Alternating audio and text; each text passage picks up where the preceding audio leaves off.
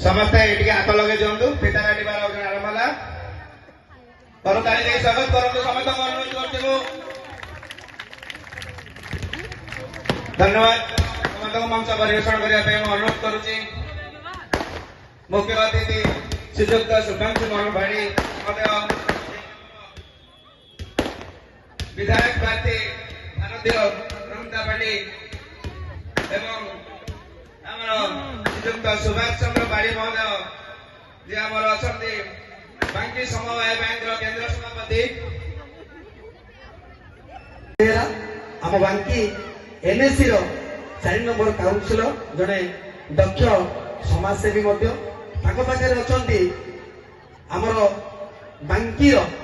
पूर्वतन विधायक जी आज नहांती स्वर्गत अभय कुमार पट्टनायक सुपुत्र अविनाश पट्टनायक से आज आम गहन में पहुंचती पिला उत्साहित करेंगे पाखे अच्छा सारपथा ग्रामर गाँव जन मुरबी गुरुज जहाँ आशीर्वाद रे पिला आज एत बाट ए कार्यक्रम को आशीर्वाद सब पिला सागर अच्छी से हूँ सुभाष चंद्र पाड़ी महोदय जहाँ को आम समस्ते सुभाष भाई डाकुचु पिला किए भाईना डाकुंट आशीर्वाद रही पाखे अच्छा आम समस्ते जानते जहाँ को समस्त स्नेह आम डाकुचे संजय भाईना किए भाईना डाकुचे से हूँ सुभाष मोहन पाड़ी जहाँ को संजय भाईना कहले समस्ते प्रायतः जानती ए गाँव जड़े गर्व गौरव जे कि गोटे जातीय दल आज टिकेट पाई राजनीति दौड़ से सामना कर विभिन्न समय से प्रतिनिधित्व कर आज आम गहन में पहुंचे आम धन्य मन करुचु पाखे बस बाबाजी भाई कहले समस्ते जानती प्रताप चंद्र महापात्र महोदय जे बांकी बणिक महासंघर सभापति एवं जड़े समाजसेवी आप जिते दुखरे पड़ी थे जब बांकी कथा कहवा आखपाखर अंचल कथा कहवा आप थाना जातु मेडिकल जातु भाई की पाइबे जिते थाना को जी कौन से असुविधा भाई को गोटे कल कले भाई जा पहुंची जाते मोर मन अच्छी विभिन्न समय लोकर समस्या नहीं मुझे लोक देखी कि भाव समस्या से बसिक तुटे जोड़ी थाना कोर्ट कचेरी कम करे ना कथा कम करे पाखे बस बांकी एनएससी अध्यक्ष महोदया श्रीमती माणिक साहू महोदय से आज आम पिला आशीर्वाद देवाई आम धन्य पाखे बस समाजसेवी अम्य भाई कहले समस्ते जानते वक्तव्य रखी एठी मंच में उपस्थित आमर संजय बाबू ठार आरंभ कर आमर पुत्र तुल्य अविनाश बाबू आज यही शुभ सन्धार सारपदा ग्रामर युवक मान सदैव चंदन सदैव अमीय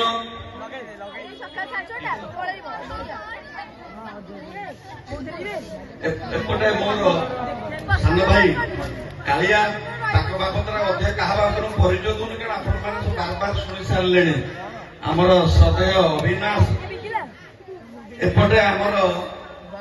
एनएससी अध्यक्षा सदैव माणिक साहू महोदया मोर बड़ भाई सब मो सहित सुसंपर्क भल मंदिर संपर्क थाए बाबाजी भाई एवं ए गाँव सबु क्षेत्र में सबुठी जार उपस्थित था मोर बड़ भाई सुभाष भाईना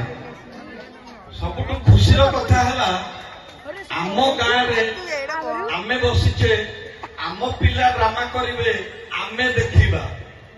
एवं आमे जो देखा ये जो आसवा पूर्व चली ग्रुप डांस से ग्रुप डांस देखिकी पचारे बाहर आना ना सब आम गाँ पिला बहुत खुशी लगे जे आम गाँ पिला ग्रुप डांस कर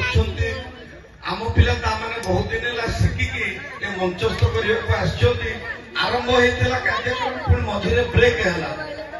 एणिकी ड्रामा कार्यक्रम बंद हम ना प्रति वर्ष त्रिनाथ क्लब गोटे गोटे नाटक मंचस्थ कर समस्त